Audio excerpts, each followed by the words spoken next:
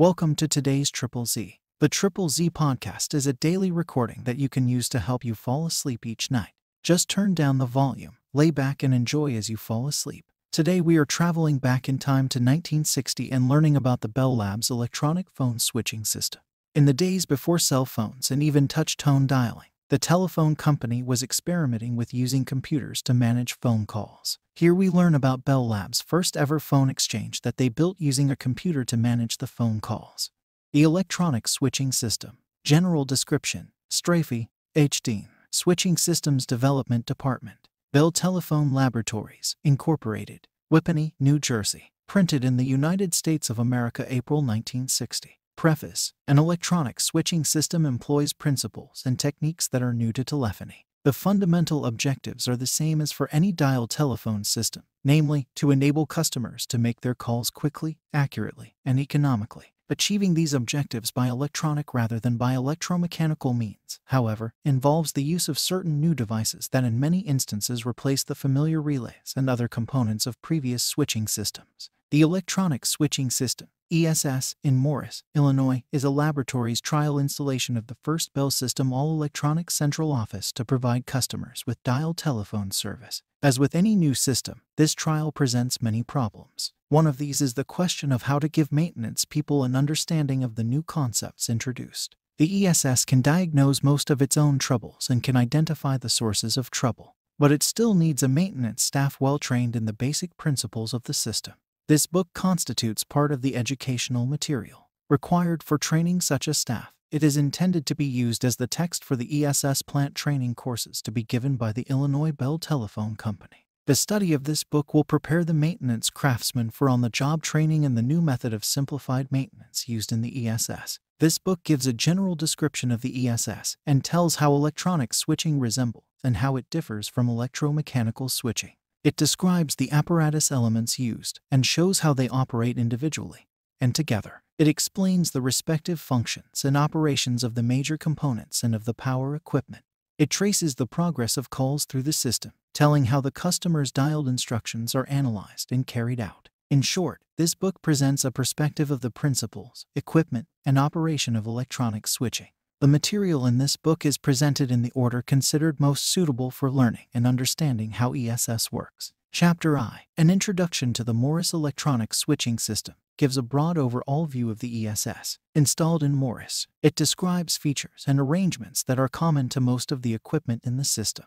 Chapter II, method of operation, tells how various calls are handled by tracing their progress through the system and describing briefly the functions of the circuit units encountered.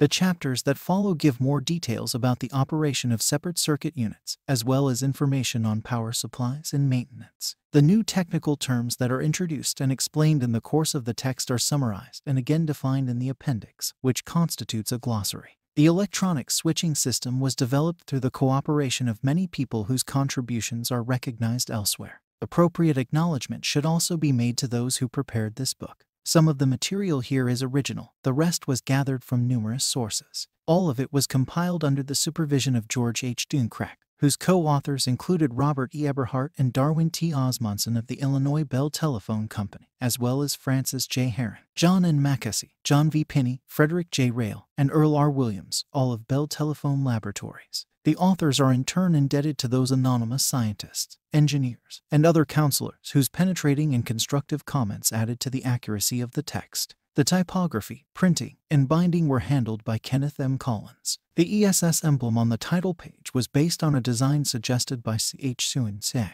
It was selected from many ingenious devices proposed. It is hoped that the general description of the ESS presented in this book will form the background for a more detailed study of electronic switching. This volume itself is an integral portion of the training program for the Morris trial installation. Your comments on the book will be appreciated and will help in the preparation of training material for electronic switching systems of the future. Clarence O. Lovell, Director of Switching. The Electronic Switching System. Chapter 1, an introduction to the Morris electronic switching system. The first Bell System all-electronic central office to provide customers with dial telephone service has been installed to serve as part of the E002 exchange in Morris, Illinois. It is a trial installation, furnishing service initially to certain individual and group service business stations as well as individual, two-party, and eight-party residential lines. Morris is about 65 miles southwest of Chicago, as shown on Figure 1.1. It was chosen for the trial of the first electronic switching system, hereafter ESS, because it is an isolated local central office that is nevertheless large enough to try out the high-speed control and non-metallic switching network features of the ESS. Also, there is no apparent need of developing, at this time, all the service features required for a larger office. The Illinois Bell Telephone Company decided to replace the manual system in Morris by a No. 5 crossbar system in 1959. The crossbar system, which will be in operation before the ESS is installed, will handle all the traffic in Morris before and after the ESS trial. During the trial, some 600 customer lines will be transferred to the ESS. A summary of these lines, with the services to be provided, is given in Table 1.1. The ESS is designed to handle most of the kinds of customer services currently furnished in Morris. The features provided in the Morris ESS were dictated by the telephone needs of the community and by the characteristics of the electronic switching system.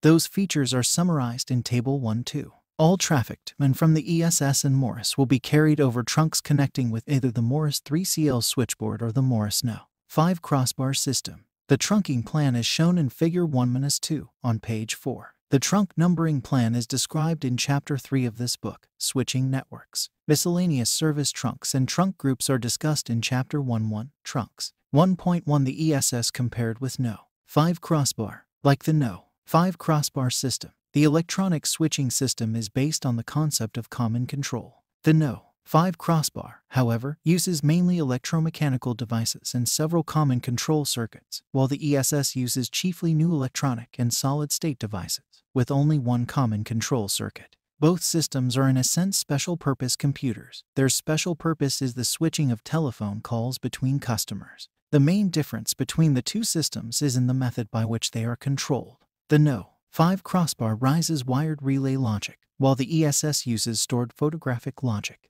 In other words, the crossbar system operates according to the way its relays are wired, but the ESS operates according to written instructions stored on photographic plates. A change in the written instructions will change the machine operation without any change in wiring. The chief advantages the ESS has over other switching systems are its high speed of operation, its need for very few moving parts, and its longer trouble-free operating life. Less equipment is required, which also means less building space. We expect that these and other advantages will make it possible in the future to give better service to our customers at lower cost. The ESS uses only a single central control because it performs repetitive operations at very high speeds, many times faster than is possible with electromechanical devices, which are in turn faster than human abilities. In a manual system, several operators are required to handle a number of calls at one time.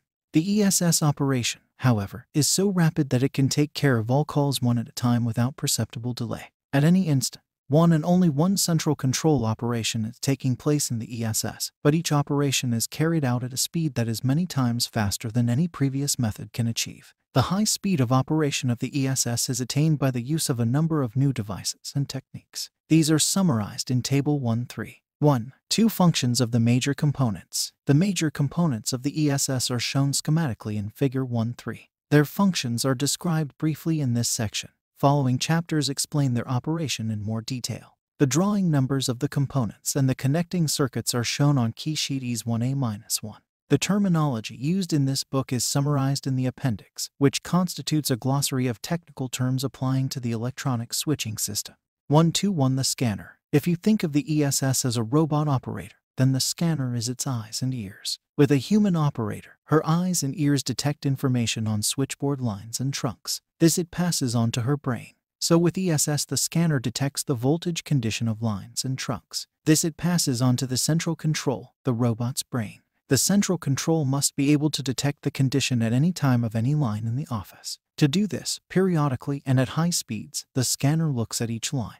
By information from the scanner, and that's stored in other parts of the system, the central control can determine that a customer has begun to originate a call, that a call is in progress, or that the call has been disconnected.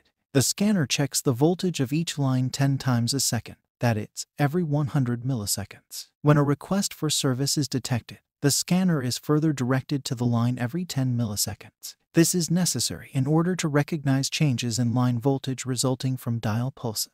After the connection has been set up to the called customer, and no more dial pulsing is expected. The 10-millisecond scan is stopped. The scanner detects an answer by the called line in the regular 100-millisecond scan. When it does, the ringing of the called line is stopped by the release of the connection from the ringing switch. Leads from the scanner are connected to 2 resistors in the loop circuit of each ESS line, as indicated in Figure 1.4. When a customer originates a call, the closing of the switch hook causes current to flow in the line loop. The current passes through these resistors, where a DC voltage drop is developed. The voltage disappears whenever the line current is interrupted. This happens during dial pulsing, and again at the end of a call when the switch hook opens the line. The scanner input circuit detects the presence or absence of this voltage and passes this information to the central control. This gives the central control the supervisory information it needs to process the call. The scanner input circuit likewise detects the presence or absence of a signal voltage on a trunk. 122. The signal distributor. The signal distributor can be compared to the hands of a telephone operator. The operator inserts the plug of a cord circuit into the switchboard jack of a trunk and then dials to complete the connection. Likewise, the signal distributor, which acts as the hands of a robot operator, connects to a trunk and generates the dial pulses of the called number. The signal distributor's job is opposite to that of the scanner. The scanner gathers information for the central control. The signal distributor distributes information it obtains from the central control. The signal distributor consists of a large number of flip-flops. These are either set or reset by directions from the central control. The SD is used to distribute signals to one of a number of circuits, such as trunk circuits. To these slow-speed circuits it sends signals from the high-speed central control. The high-speed signals from the central control are received and translated in the signal distributor. From here they are retransmitted at a speed slow enough to operate relays or other devices used on trunks for signal control purposes. For example, the signal distributor is used to operate a relay in an outgoing trunk circuit to outpulse to a distant office. The signal distributor, among other functions, generates dial pulses on a trunk circuit for transmission to other switching systems. In generating these pulses, the signal distributor receives instructions from the central control at the dial pulse rate. These instructions tell the signal distributor to open or close the trunk loop, or to start or stop a particular pulse. This function of the signal distributor is similar to that of a crossbar sender. 123. The barrier grid store. The barrier grid store, or BGS, is the short-term or temporary erasable memory of the ESS. It is used to record the status of each call as it progresses through the system. This is the unit that, among other functions, remembers the number dialed by the calling customer. It can be compared to a slate or a memory as a medium for retaining information. Sec. 1. 2 functions of the major components. 9. Scratch pad on which notes are jotted down for future reference. After the notes have been used, the note is erased. The major component of the barrier grid store is the barrier grid tube, which is an electrostatic storage tube.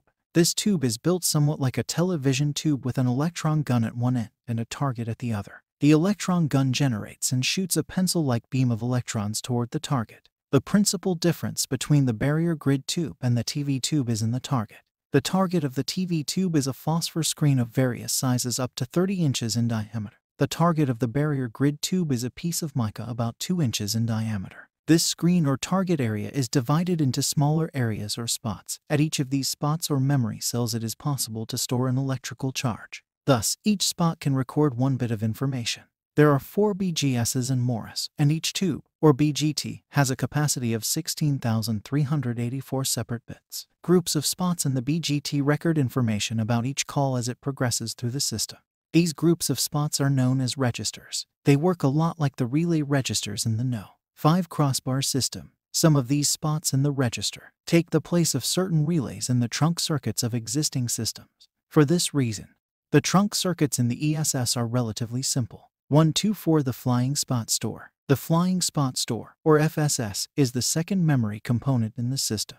It is the long-term or semi-permanent memory of the ESS. In this memory is stored the entire Office service program, the Office test program, and the translation data necessary to convert a directory number to an equipment location, to give the type of ringing, etc. In comparison, a manual telephone system has part of the above information stored in the operator's memory and part in written records. The records provide the reference material that supplements the operator's memory. In the No. 5 crossbar switching system, the Office program is stored in the wiring of the marker, and the translation functions are handled by the number group.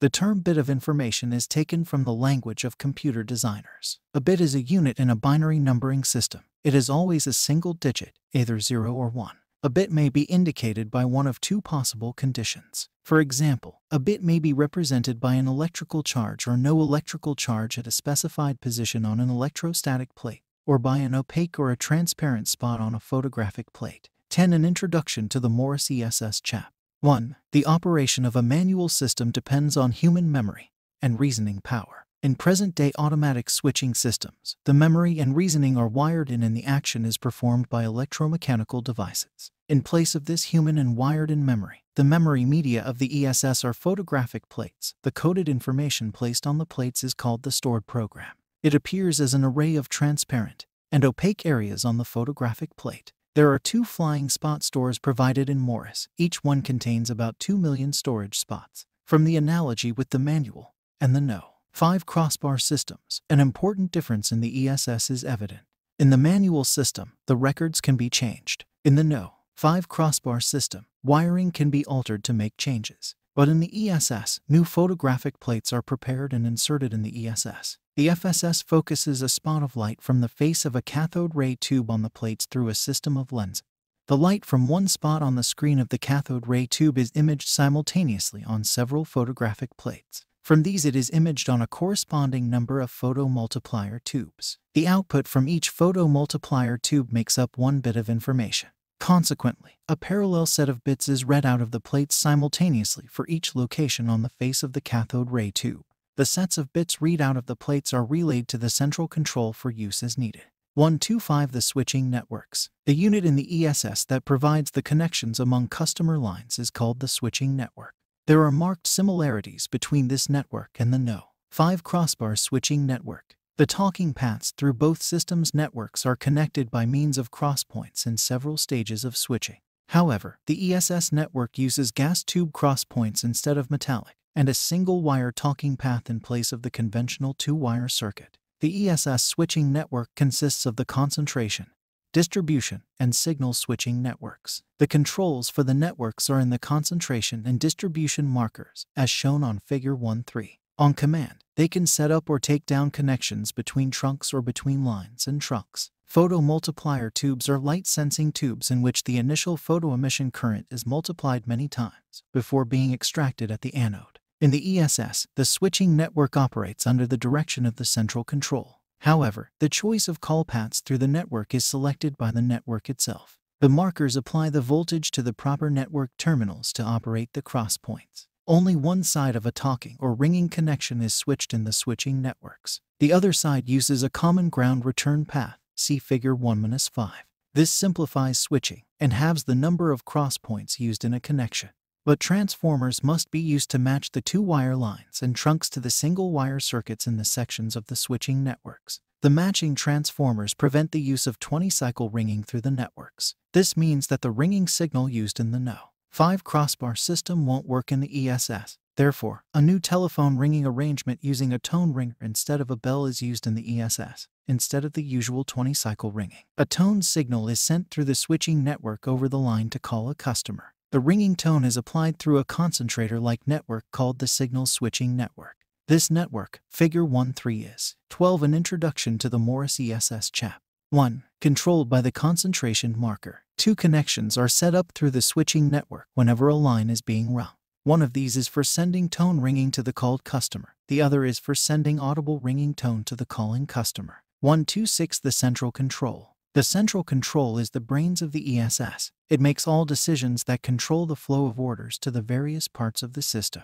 The Morse ESS has 2 central controls. One is in active service, while the other is serving as a monitor or check ready to take over at any time. Upon orders from the flying spot store, the central control directs the operation of the barrier grid store, scanner, distribution marker, concentration marker, signal distributor, and flying spot store. For example, the central control directs the scanner in inspecting the present condition of a line. By comparing this condition with the last recorded condition in the BGS, the central control knows whether or not a change has taken place. It can now decide what to do next. On the basis of such decisions, different program addresses are sent to the ESS. This is the place where instructions are received so that appropriate changes are made in the system.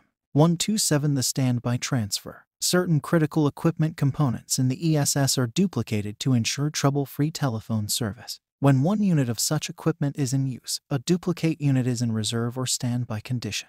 If a failure occurs in the working or active equipment, that equipment is immediately taken out of service and the standby equipment is substituted. Part of this transfer operation is performed by the standby transfer circuit. The standby transfer circuit includes the equipment for the switching, matching, and marginal voltage test functions of the central control. It also includes miscellaneous apparatus for CC, such as the master clock and the FSS control circuit. The major functions of the standby transfer are the switching functions. These control the transfer of the regular and standby equipment on orders from the central control. This transfer takes place between the central control and the following components. 128. The Administration Center. The Administration Center is used to extract information describing the performance of the office and to control certain aspects of its operation. It includes the manual controls for the system, a maintenance and traffic recorder, and certain automatic test equipment. The broad functions of the Administration Center are shown in Table 1.4. The maintenance information gathered by the ESS is typed out on a teletypewriter controlled by the system. After the system analyzes the trouble, the teletypewriter prints the result in a code. This code is interpreted with the aid of a maintenance manual or dictionary, which points out the location and number type of the packages involved. The teletypewriter also records traffic data. In addition, it is used to send input signals to the ESS to request test or translation information from the system. For example, to take a unit out of service for maintenance or repair, the order requesting this action is fed into the system by typing it on the teletypewriter. 2 teletypewriter machines are provided. One is used to monitor the system's operation. The other is used for recording data for traffic studies. If one of the machines becomes inoperative, the second machine will carry on the normal functions of both machines. The information that indicates call conditions to the PBX attendant can be in the form of voice announcements or lamp signals. Both methods will be tried in Morris to determine customer preference. Since the announcement system is used on attended customer group services, it will be explained more fully in Chapter 16. 1. 3 Equipment arrangements. The location of the ESS cabinets in the Morris Central Office is shown in Figure 1.6. The cabinets are placed to simplify the cabling between them. Thus, the power cabinets are placed adjacent to their associated equipment cabinets wherever possible. Also, cabinets that are closely related in operation are placed together. For example, the cabinet containing the concentration and distribution markers is located adjacent to the cabinet containing the switching networks. The Administration Center and the switching networks are located in a central spot so that you can get to them easily. The cabinets are placed in rows with a 3 feet 6 inches aisle between them. 131 Cabinet Design. The ESS uses new types of cabinets and new arrangements for mounting equipment. These are quite different from any used in previous telephone switching systems. The cabinets shown in Figure 1.7 are the smaller of the 2 types used. They are made of steel and aluminum and have an attractive blue and gray vinyl finish. Each cabinet is 7 feet high, 2 feet deep, and 28 inches wide. This permits the use of standard 23 inches mounting plates. These cabinets have magnetically latched aluminum hinged doors on the front and rear. The equipment is mounted in both the front and rear to reduce floor space and to shorten leads between large numbers of packages. Local cabinet wiring is in the center. You get to the equipment wiring by swinging open hinged bays. The equipment in the front of the cabinets is mounted on these bays. The 230-volt AC power leads and the various DC and pulse leads are carried overhead in the tops of the cabinets. The 110-volt AC power leads for the appliance receptacles are carried in the ducts in the cabinet base. The cabinets shown in Figure 1.8 are the larger of the 2 types used. These have the same construction and finish as the smaller cabinets, only the size is different. Each cabinet is 7 feet high, 3 feet deep, and 12 feet wide, and is arranged for both 16 inches and 31-inch mounting plates. The markers and switching networks are contained in these cabinets. These cabinets are equipped with aluminum doors hinged on the rear of the cabinets. Sliding glass doors are used on the front of the cabinet housing the switching network equipment. Vinyl finished aluminum sliding doors are used on the front of the cabinet housing the marker equipment. Both cabinets are equipped with fluorescent lighting in the front bays. This is required for the proper functioning of the gas diode elements. As in the smaller cabinets, the equipment is mounted on both front and rear to reduce lead lengths and floor space. Hinged bays are provided only on the rear of the cabinets containing the markers. Overhead ducts carry the wiring across the aisles. For the benefit of temperature-sensitive electronic equipment, conditioned air is blown upward from the base of the cabinets. It passes the circuit packages in the front and rear and goes out into the room through grills in the top. Separate adjustable grills near the base in both front and rear of each cabinet direct the air from a common supply. The amount of air is regulated according to the amount of heat to be dissipated in each area. The front and rear of each cabinet is stamped with its unit abbreviation and number designation. These cabinet designations are listed in Figure 1-3. In addition, bay numbers are stamped on the front and rear. The even numbers are on the front bays and the odd numbers are on the rear bays. Each cabinet has apparatus designation charts mounted on the inside of the doors to help you identify and locate the equipment. Since the larger 12-feet cabinets have sliding doors on the front, the apparatus designation charts are kept in a book located on the side of each cabinet. A copy of all charts is available at the Administration Center. Some of the cabinets have duplicate equipment. This is identified by color coding. 132 wiring and local cabling. Surface wiring is used throughout all cabinets. Local cable is also required, however, particularly to connect equipment on the swinging bays with the stationary parts of the cabinets. The local cables contain single conductors of various gauge sizes, small diameter coaxial cable, and twisted pairs. Solderless wrapped connections and small gauge surface wiring allow an orderly arrangement of wiring. 1. 4 apparatus elements. Many of the apparatus elements in the ESS are solid-state semiconductor devices, such as diodes and transistors. A large number of gas diodes and electron tubes are also used. These, along with resistors, capacitors, and transformers, make up the bulk of the circuitry in the ESS. Most of the apparatus is mounted on plug-in wiring boards called circuit packages. 18. An introduction to the Morris ESS chap. 141 circuit packages. The smaller components of the circuits used in the ESS are mounted on circuit packages. 3 varieties of such packages are shown in Figure 1-9. Package is a narrow phenol fiber board, 1.6 inches wide by 7 inches long, which is used with small functional circuits. On this type of board are mounted the small components, with 1 or 2 transistors mounted in holes near the outer end. Leads from these transistors are attached to printed conductors that run directly to the end of the board. These conductors are connected with the rest of the circuit pattern through a special shorting connector. This interconnects the conductors on both sides of the board. When you remove this connector, the transistor is isolated so that you can make electrical checks without removing the transistor from the board. This type of narrow package is an amplifier, used in the central control, scanner, and signal distributor, and to a lesser extent in other cabinets. About 70% of the packages are of this type. These packages are mounted in connectors having code teeth. This permits only packages with coded slots to be inserted. Package is larger, 3.6 inches by 9 inches. This type of package is used in electron tube circuits. As many as 66 components may be mounted on one of these boards. This package needs 2 connectors of the type used with the smaller package. As with the smaller package, the contact end is slot coded, so that you cannot insert the package into the wrong connector. The circuit in this package is a flip-flop used in the storage systems. Such a package is representative of most packages in the barrier grid store and the flying spot store. Package varies in size up to 3.3 inches by 10 inches. It is used for mounting more and larger components in a given mounting space. The board mounts up to 14 terminals. These mate with wires strung between molded supports. The wires are gold-plated and the terminals are palladium-coated to assure low resistance and noise-free contacts. The circuit in this kind of package is a junction circuit. It is the type of package most commonly used in the switching network. 142 connectors. With the exception of the 14-terminal package mentioned above, the packages plug into connectors of a special design. These connectors have 12 connections and is a circuit between the 2 central stages of the switching network. A flip-flop is a device capable of assuming one of 2 stable states and storing a bit of information. A relay or knife switch does a similar job. Figure 1-9. Typical circuit packages. They are used singly for the narrow packages and in pairs for the wider packages. The spring contacts and mating conductors are gold-plated. This assures low contact resistance. To avoid errors in replacing packages, the connectors contain code teeth. Thus, only those packages that have code slots in the corresponding positions can be inserted.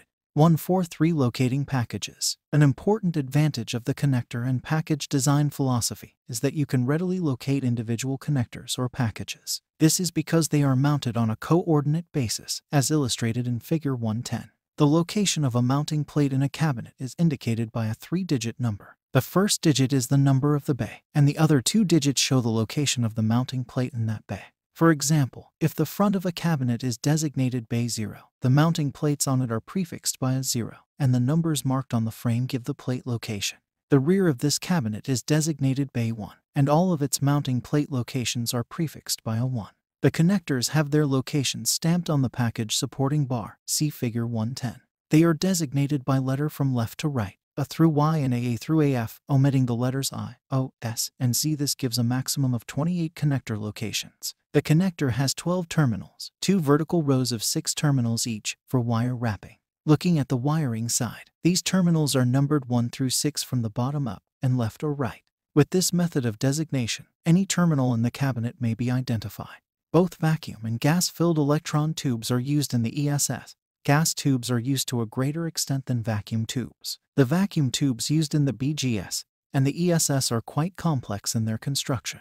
They are described in the chapters covering these stores. The use of gas tubes in the ESS is described below. Gas tubes are used mainly in the switching networks. They are used in the following manners: as cross-point elements in the main distribution network and line concentrator units, in the selector to set up and release the talking connections, in the propagator to maintain the switching margins, in the juncture units at the center of the main distribution network. Figure 111. Gas diode cross-point element. Gas diode cross-point elements. The transmission path through the switching network has no metallic contacting elements like those in crossbar switches. Instead, each cross-point is a 2-element gas tube or gas diode. The construction is illustrated in Figure 111. In these tubes, the gas breaks down when sufficient voltage is applied across the electrodes. An electrical path is set up through this gaseous discharge. The speech current and the control signals for the connection are transmitted over this path. The diode has small amplification properties at talking frequencies. This makes up for transmission losses elsewhere in the switching network. Gas diode switch modules. The gas diode cross-point elements described above are assembled into plug-in packages or modules. A typical module is shown in Figure 112. These packages range up to 5.5 inches by 6.5 inches in size. They contain terminals that mate with wires strung between molded supports in a manner similar to that for package described in subsection 141. One module constitutes a 2x10 switch. 5 of these switches are assembled to form a 10x10 switch. Gas tetrode. The gas tetrode is constructed as shown in Figure 113. It is used in the junction units at the center of the distribution switching network. The tube has 3 anodes. A pulse on both starter anodes and the main anode puts the junction in the talking path. Pulses received by the starter electrodes from either side of the network release the junction. This in turn disconnects the talking path. 145 Inventory of major apparatus elements. The quantities of apparatus elements used in the ESS are shown in Table 1.5. This table shows the approximate number of major apparatus elements used in each of the ESS cabinets. 1. 5 power equipment. The principal devices in the know. 5 crossbar system or relays in crossbar switches. These require 48 volts for their operation. For this system, a centralized power plant is the most economical. Reliability is assured by floating the 48-volt storage battery. However, this type of power plant is not feasible for the ESS. The ESS uses chiefly transistors requiring low voltages and small amounts of power, electron tubes requiring filament, plate, and screen supplies in the range of IV2 to 547 volts, and cathode ray tubes requiring filament, and accelerating voltages in the range of 1000 to 10,000 volts. This number of voltages, ranging from 9 volts to 10,000 volts, is best supplied by regulated rectifiers. These rectifiers, in many cases, must be associated closely with the equipment they serve. For these reasons, a decentralized power system is used to secure the reliability and precision required for the ESS. The regulated power rectifiers, which are associated with the cabinets they serve, are explained in the chapters describing these cabinets. This section describes only the power equipment common to the electronic central office. 151 Motor alternators, source of AC power. Supplying DC power with rectifiers requires an uninterrupted source of AC power. To obtain continuous AC power, the gap between commercial power failure and the starting of the standby diesel engine is bridged by motor alternators. A photo of this equipment is reproduced in Figure 114. The motor alternators are arranged in a reliable AC power plant to supply the 3 AC buses, shown schematically in Figure 115.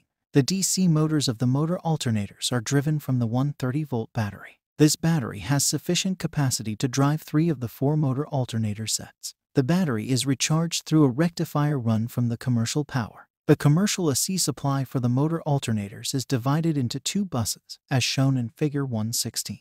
2 automatically started diesel engine alternators supply the power if the commercial supply fails. The ESC plant converts the input power to nominal 230-volt, single-phase, 60-cycle power. If either of the diesel engines fails to start, the office can still continue to operate on the DC motors. A manually started diesel engine supplies the power for the building air conditioning equipment when the other AC sources fail. 152 AC distribution for DC power supplies. The cabinets of switching and power equipment are arranged in rows, as indicated by the plan shown in Figure 118.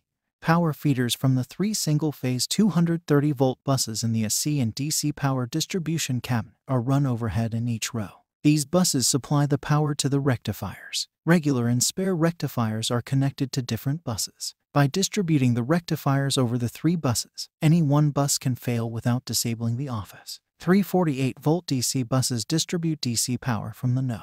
5 crossbar battery via the AC and DC power distribution cabinet. These supply the relays and the ESS equipment. Figure 119 shows the arrangement. The 5 tones required for the ESS are supplied by electronic tone generators. The tones and their frequencies are summarized in Table 1.6 on page 30. The method of applying the audible ringing tone is shown in Figure 120. Here the tone generator is connected to 55 ringing switch terminations through 900 ohm matching resistors. The method of applying the dial, busy, and reorder tones is shown in Figure 121. The generators for these tones are connected through 900 ohm matching resistors directly to the distribution switching network tone points. About 15 tone points each are provided for dial, busy, and reorder tones. Tone and reorder tone generator to the tone points in the distribution switching network. 154 tone ringing power supplies. A frequency selective tone ringer in the customer telephone set is used to receive the tone ringing signal.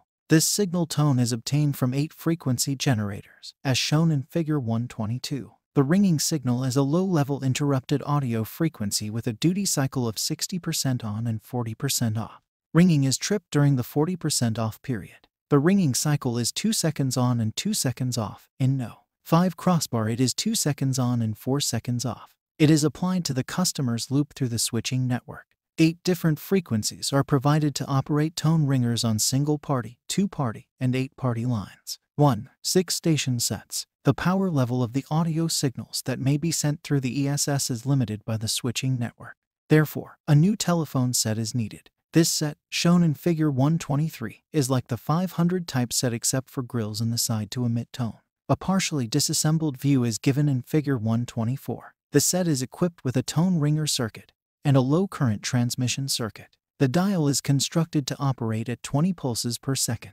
The tone ringing signal on the line is received in the tone ringer circuit. A transistorized tuned circuit amplifier and the sound radiator, Figure 125, are a part of this circuit. The speech circuit uses the conventional carbon transmitter connected in a low-current transistorized transmission circuit. Sec. 1.7 Testing and Maintenance Philosophy 33. 1.7 Testing and Maintenance Philosophy. There is a distinct difference between the No. 5 crossbar system and the ESS in maintenance and trouble locating procedures. The No. 5 system has considerable duplicate equipment, such as senders, registers, and markers. It is possible, in the event of trouble, to stop a portion of the system, punch out a trouble recorder card, and even physically examine the apparatus before it is restored to service. In the ESS, where serial rather than parallel operation is used, this type of trouble locating is impossible. Testing and trouble locating must be done while the equipment is in operation. For this reason, the ESS has its testing features built right into the system. Actually, the ESS is a dual system. It can detect any difference in operation between its duplicated units by making checks at a few critical points. From these checks it decides which unit is in error. Any disagreement in results triggers a test call and test patterns. These can locate at least the half of the system that is in trouble. Further diagnostic techniques using the equipment associated with the administration center help to locate the faulty equipment. As previously stated, the major portion of the ESS equipment consists of plug-in packages. This greatly simplifies the maintenance. 2 basic testing and maintenance units are furnished for the ESS, the administration center, and the ESS local test cabinet. The administration center is used for testing within the office. The ESS local test cabinet is used for testing the outside plant facility, in addition to some in-office testing. The administration center is described in subsection 128. The ESS local test cabinet is briefly described below. The office alarm system used in maintaining the office is described in Chapter 15. ESS Local Test Cabinet. This cabinet is similar in physical appearance to the No. 3 Local Test Cabinet used in the No.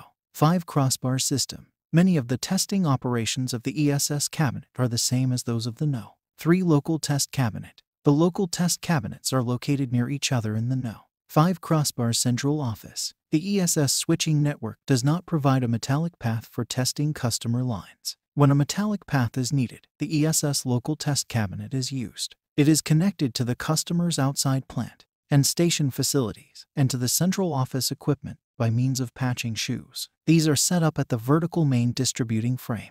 The method of operating the local test cabinet is described in CD1A 37-1, telephone and test circuit, and CD1A 62-1, jack, key, and lamp circuit. Service observing. Service observing for the ESS is handled in the same room as the service observing for the No. 5 Crossbar System. 3 No. 4A service observing sets are provided for observing on ESS lines. Each 4A set has a capacity of 40 SO lines. These lines terminate on jacks in the set. Thus, the 3 4A sets will provide 120 SO lines for observing on 120 ESS lines. The ESS lines terminate on the main distributing frame, or MDF, on the first floor. These lines are connected by patching cords to a jack box at the MDF. Each patching cord has a shoe on one end for connecting to ESS lines at the MDF. The other end of the cord terminates in a jack in the jack box at the MDF. A second set of jacks in this box is wired directly to a set of jacks in the jack box in the service observing room on the second floor. This box is located close to the 4A SO sets. You can easily connect any of the ESS lines to any of the SO lines. This is done by connecting a patching cord between the proper jacks in the box at the MDF, and then connecting another patching cord between a jack in the SO jack box and a jack in the 4A service observing set. An incoming or outgoing call will light a lamp at the No. 4 SO set. The observer operates a key associated with the SO line to monitor both the conversation and the dialing. A tape recorder may be connected to the No. 4 SO sets. For customer group service installations, 7 lines are provided so that 1 line out of 7 can be connected automatically to a monitoring and dial pulse register. Perhaps the best way to describe the operation of the ESS is to trace various types of calls through the system. This chapter tells, without detailed reference to circuit operations, how calls are handled by the ESS. Such descriptions are given for 5 types of calls, namely, an intra-office call, a reverting call, an outgoing call, an operator call, and an incoming call. These calls are defined briefly in the paragraphs below. Dial tone and dialing connections, shown in Figure 2.1, are set up for all but the incoming calls. An intra-office call is a call between 2 customers who are served by the ESS on different lines. Figure 2.2 shows the connections for regular ringing, audible ringing, and talking. A reverting call is a call between 2 party line customers served by the same line. The ringing and talking connections for this call are shown in Figure 2.3. An outgoing call from a customer to another office is connected to an outgoing trunk.